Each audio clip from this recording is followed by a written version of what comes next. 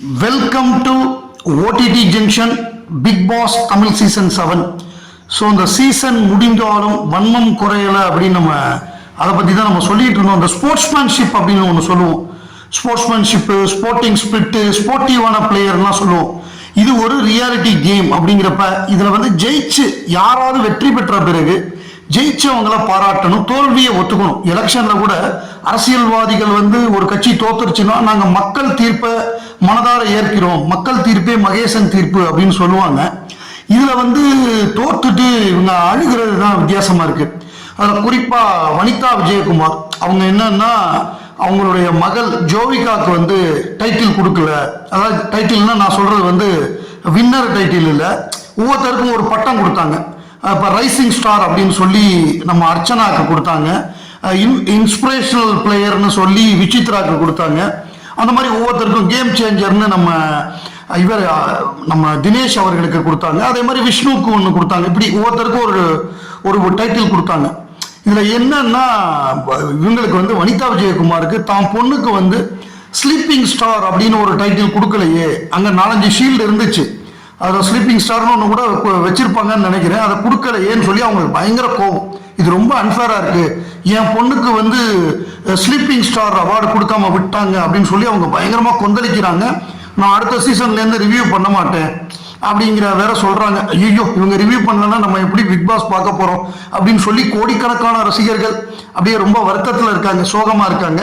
அது ஒரு பக்கம் இருக்க, மாட்டுத்தடியன் என்று ரசிகர்களால் அன்புடன் அழைக்கப்படும் ஃபேட்மேன் ரவி அந்த மாட்டுத்தடியன் வந்து என்ன சொல்றாரு அப்படின்னா, இது வந்து ஃபுல்லா வந்து பிஆர் பாட்டு அப்படின்லாம் சொல்லிட்டு இருக்காரு. அவர் என்ன சொன்னாரு, தினேஷ் ஜெயிப்பார்னு சொன்னார். ஏன்பா நீ தினேஷ் ஜெயிப்பார்னு சொன்ன, அட்லீஸ்ட் அவர் ரன்னராவது வந்திருந்தா கூட நீ பயங்கரமான ப்ரெடிக்ஷன் பண்ணியிருக்க, நல்லா ஒரு அனலைஸ் பண்ணியிருக்கான்னு நம்ம ஒத்துக்கலாம். நீ சொன்ன ஆளு 4வதா வந்திருக்காரு. 5 பேர்ல விஷ்ணு முதல்ல வெளியில போயிட்டாரு, அடுத்து தினேஷ் தான் வெளியில போனாரு. நீ சொன்ன ஆளு 3வதா கூட வரல. உங்களால மாயாவை கூட ஜெயிக்க முடியல, மாயாவோட கூட ஓட்டு கூட வாங்க முடியல. நீங்க வந்து நான் தினேஷ் மேல எனக்கு எந்த தனிப்பட்ட இதுவும் இல்லை, தினேஷ் நல்ல பிளேயர் தான். இந்த மாட்டுத்தடியனுக்காக சொல்றேன். இந்த மாட்டுத்தடியன் என்ன சொன்னார்னா, தினேஷ் டைட்டில் வின் பண்ணிடுவாரு, ரன்னர் மாயா அப்படின்னாரு. எவ்வளவு மட்டமான ப்ரெடிக்ஷன் பாருங்க. சுத்தமா மக்களோட கருத்துக்கும் இவர் சொல்றதுக்கு ஏதாவது ஒரு பர்சன்டேஜாவது ஒத்து போதா? அந்த லெவல்ல தான் இருக்கு. அப்புறம் இந்த பிஆர் பாட்டு இவங்கெல்லாம் ஏஜென்சி வச்சு, அதாவது பிஆருக்கும் பாட்டுக்கும் வித்தியாசம் தெரியல. பிஆருங்கிறது வேற, பாட்டுங்கிறது வேற. அந்த வித்தியாசமே தெரியாம பெரிய அறிவுஜீவி மாதிரி பேச வேண்டியது. அதாவது ஜெயிலுக்கெல்லாம் போயிட்டு வந்திருக்காரு இவர் ரொம்ப நேர்மையான மனிதர். இவர் பேசுறாரு. இதுல இன்னொன்று என்னன்னா, இவங்க தமிழ் கிளிட்ஸ் வந்து செம்மையான ஒரு பதில் கொடுத்துருக்காங்க. அதை பார்த்தீங்கன்னா நல்லா இருக்கும். ட்விட்டர்ல ஒரு 3 போஸ்ட் போட்டிருக்காங்க. முதல்ல என்ன சொல்லியிருக்காங்கன்னா, மாயாவுக்கு ஒரு பயங்கரமான அடி. என்னன்னா, hello Maya sister, be grateful to those who have supported you till finals, we all know அது யாருன்னு அப்படின்னு சொல்லி ஒரு சிரிக்கிற மாதிரி, ஒரு ஸ்மைலி நக்கல் அடிக்கிற மாதிரி அப்படி போட்டு இது பண்ணியிருக்காங்க. மாயா, அதாவது மாயா நீ எப்படி உள்ளே இருந்தேன்னு எங்களுக்கு தெரியும், நீ 2வது வாரமே வெளியில் போயிருக்க வேண்டியது. அதுக்கப்புறம் விசித்ரா எலிமினேட் ஆனப்பையும் நீங்கள் தான் ஓட்டு கம்மியாக இருந்தீங்க, அப்பயும் நீங்கள் வெளியில் போயிருக்க வேண்டியது. நீங்கள் யாரோட தயவில் உள்ளே இருக்கீங்கன்னு எங்களுக்கு தெரியும் அப்படின்னு சொல்லி ஒரு அடி, சரியான அடி இது. அப்புறம் ஒரு சூப்பரான ஒரு போஸ்ட், இந்த பிஆர் பாட்டு அப்படின்லாம் கதறாங்கல்ல இந்த வனிதா, இவர் மாட்டுத்தடியன் ஃபேட்மேன் ரவி, இந்த குரூப் எல்லாம் அதுக்கு தான் என்ன போட்டிருக்காங்கன்னா, ஒரு அழகான ட்வீட். அது ரொம்ப கரெக்டாக.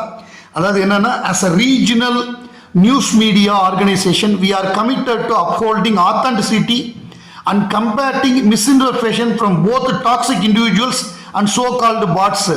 அதை டாக்ஸிக் இண்டிவிஜுவல்ஸ்னு அவங்க சொல்கிறது வந்து வனிதா விஜயகுமார், ஃபேட்மேன் ரவி, மாயாவோட அக்கா ஸ்வாகதா, இவங்கள தான் சொல்கிறாங்க. நான் பிக் பாஸ் சீசன் 1லேருந்தே பார்க்குறேன். இதில் வந்து தமிழ் கிட்ஸ் போடுறதுல 100க்கு 99% கரெக்டாக இருக்கும். அதை தான் அவங்க சொல்கிறாங்க. we are extremely proud to say we are unsold media. நாங்கள் வந்து யாருக்காகவும் விலை போகலை. we put in tremendous effort to ensure absolute accuracy அப்படிங்கிறாங்க. 100% precisionோட வரும். we extended heartfelt thanks to our fellow news media companies, YouTubers and Big Boss Tamil influencers who have generously shared our poll screenshot contributing to the credit to our work னு போட்டிருக்காங்க. அதில் பார்த்தீங்கன்னா title winner அப்படின்னு பார்த்தீங்கன்னா Archana, runner அப்பு மணி, இந்த ரெண்டுமே கரெக்டாக இருந்திருக்கும். அதுக்கப்புறம் அதில் வந்து சில மாற்றங்கள் என்ன, ஒரு 3வது பிளேஸுங்கிறது வந்து தினேஷ் தான் இருந்தார், அதை மாற்றி கொடுத்துருக்கோம். ஸோ அவங்க வந்து கரெக்டாக எடுத்து போட்டாங்க. நாங்கள் இங்கே வந்து பிஆர் பாட்டெல்லாம் நாங்கள் இங்கே ஒத்துக்கிறது இல்லை, நாங்கள் கரெக்டாக இருக்கோம், நாங்கள் யாருக்கும் விலை போகாத மீடியா. இதை வந்து டாக்ஸிக் இண்டிவிஜுவல்ஸ், இந்த டாக்ஸிக் இண்டிவிஜுவல்ஸ்னால் உங்களுக்கு யாருன்னு நல்லாவே புரியும், நம்ம சொல்ல வேண்டிய அவசியம் இல்லை. அதே மாதிரி இந்த புள்ளி கேங்கு, அந்த புள்ளி கேங் குரூப்பை தான் அவங்க சொல்கிறாங்க. அப்புறம் இன்னொன்று ஒரு வீடியோ வந்து, பழைய வீடியோ வந்து இப்போ சர்க்குலேட் ஆகிட்டு இருக்கு. அதாவது என்னன்னா, இவங்க வனிதா சொல்கிறாங்க, அந்த ஒவ்வொருத்தரும் அந்த உன்னை போல் ஒருவனா அந்த ஒரு டாஸ்க் ஒன்று வந்ததுல, ஒரு நடிக்கிறது ஒவ்வொருத்தருக்கும் ஒரு கேரக்டர் கொடுப்பாங்க. நம்ம அர்ச்சனாக்கு கூட ஈஸ்வரி கேரக்டர் கொடுத்தாங்க. அந்த ஈஸ்வரி கேரக்டர் இவங்க கூட கேவலமா ஐஸ்வர்யா ராய் ரோல பண்றேன்னு சொல்லி காமெடி பண்ணி கேவலமா இருந்தது. அதாவது சோ கால்டு தியேட்டர் ஆர்டிஸ்ட் வந்து அர்ச்சனாட்ட தோத்த மூமெண்ட். அதுல என்னன்னா, இவங்க வந்து முதல்ல ஒத்துக்க மாட்டாங்க. அர்ச்சனா எனக்கு வந்து வில்லி கேரக்டர் கொடுக்குறாங்க, எனக்கு வேண்டான்னு சொல்லி நான் வீட்டுக்கு போறேங்கிற மாதிரி அழுவாங்க. அப்போ வந்து அவங்க விமர்சனம் பண்ணியிருக்காங்க, ஒரு ஆர்டிஸ்டுக்கு வந்து என்ன கேரக்டர் கொடுத்தாலும் பண்ணணும், அதுதான் ஆர்டிஸ்ட் அப்படின்னு சொல்லி வனிதா விஜயகுமார் சொல்லியிருக்காங்க. இந்த இடத்துல அர்ச்சனா வந்து நான் பாராட்டுறேன். ஏன்னா அவங்க எந்த இடத்துலையுமே பொய் சொல்லவே இல்லை, 100% உண்மையா இருந்திருக்காங்கிறது எப்போ தெரிய வருதுன்னா, நம்ம இயக்குனர் அருண்ராஜ் காமராஜ் அவர் வந்திருந்தாரு, கபாலி படத்துக்கெல்லாம் பாட்டு எழுதினாரு, அவரே படம்லாம் டைரக்ட் பண்ணியிருக்காரு, கனாங்கிற படம், இன்னும் 2-3 படங்கள்லாம் டைரக்ட் பண்ணியிருக்காரு. அவர் உள்ள வந்தார்.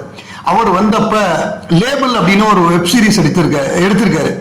அப்ப கேட்டாங்க, உங்களை வந்து எந்த இதை வச்சு லேபிள் பண்ணாங்க, நீங்க எதை உடைக்க விரும்புறீங்கன்னு கேட்டப்ப நம்ம அர்ச்சனா சொல்றாங்க, சார் நான் வந்து ராஜா ராணின்னு ஒரு சீரியல் நடிச்சேன் சார், அதுல வந்து வில்லியா நடிச்சேன், அதுக்கப்புறம் என்னை எல்லாமே வில்லி கேரக்டருக்கே கூப்பிட்டாங்க சார், எனக்கு அதுலேயே நான் வந்து வில்லி கேரக்டரே பண்ணக்கூடாதுன்னு முடிவு பண்ணி நான் ஹீரோயின் ஆகணும்னு ஆசைப்பட்டேன் சார் அப்படின்னு சொல்றாங்க. ஸோ கிளியர் கட்டா அவங்க ஏன் வில்லி கேரக்டர் வேண்டாம் அப்படிங்கிறதுக்கு சரியான காரணத்தை அவங்க சொல்றாங்க. ஏற்கனவே அவங்க ராஜா ராணியில வில்லி பண்ணிட்டாங்க, அவங்க வில்லி பண்ணக்கூடாதுன்னு இல்லை. இப்ப இங்க என்னன்னா டைப் கேஸ்டிங்னு ஒண்ணு இருக்கு. ஒருத்தர் ஒரு போலீஸ் ரோல் போட்டாருன்னா எல்லா படத்துலயும் அவருக்கு போலீஸ் ரோலா கொடுப்பாங்க. அதை தான் இவங்க வந்து வேண்டாம், நான் ஏற்கனவே வில்லி ரோல் பண்ணியிருக்கேன், திருப்பி அதையே கொடுக்குறீங்களே அப்படின்னு சொன்னாங்க. ஆனா நடிப்புன்னு வந்ததுக்கு அப்புறம் அடிச்சு நொறுக்கி எல்லாருமே அவங்களுக்கு தான் பெஸ்ட்னு சொன்னாங்க. அவங்க ஜெயிச்ச ஸ்டாரை புள்ளி கேங்ல உள்ள பூர்ணிமாவுக்கு கொடுத்த அந்த ஸ்போர்ட்ஸ்மேன்ஷிப்பு, ஸ்போர்ட்டிவான பிளேயர்னா அது அர்ச்சனா தான். ஸோ அந்த பொண்ணுக்கு இருக்கிற அந்த ஜெனராசிட்டி உங்க யாருக்குமே கிடையாது. ஸோ அதை புரிஞ்சுக்கணும், எதனால அந்த பொண்ணு வேண்டான்னு சொன்னுச்சுங்கிறதுக்கு நியாயமான காரணம் இருக்கு. அதை வந்து ரொம்ப அழகா அர்ச்சனா எக்ஸ்பிளைன் பண்ணியிருக்காங்க. ஜெயிச்சதுக்கு அப்புறம் அர்ச்சனாவுடைய சோசியல் இதுல இருந்து எந்த விதமான போஸ்டும் இல்லை. ஆனால் அவங்க ஃப்ரெண்ட்ஸோட செலிப்ரேட் பண்ணுற மாதிரி பிக்சர்ஸ்லாம் பார்த்தேன், நல்லா இருந்தது. ஒரு வீடியோ கூட பார்த்தேன், டான்ஸ்லாம் ஆடினாங்க, நல்லா இருந்தது. அதே மாதிரி தினேஷ் வந்து அவங்க ஃப்ரெண்ட்ஸ் அண்ட் ஃபேமிலியோட ஒரு செலிப்ரேஷன் பண்ணாரு. நம்ம விஷ்ணு அவருடைய கேர்ள் ஃப்ரெண்டோட கேக்லாம் வெட்டி கொண்டாடினாரு. இதில் என்ன காமெடினா, இந்த முறை வந்து பிக் பாஸ் ஃபைனலுக்கு வந்து யாருமே நம்ம ஆடியன்ஸ் யாருமே உள்ள விடலை.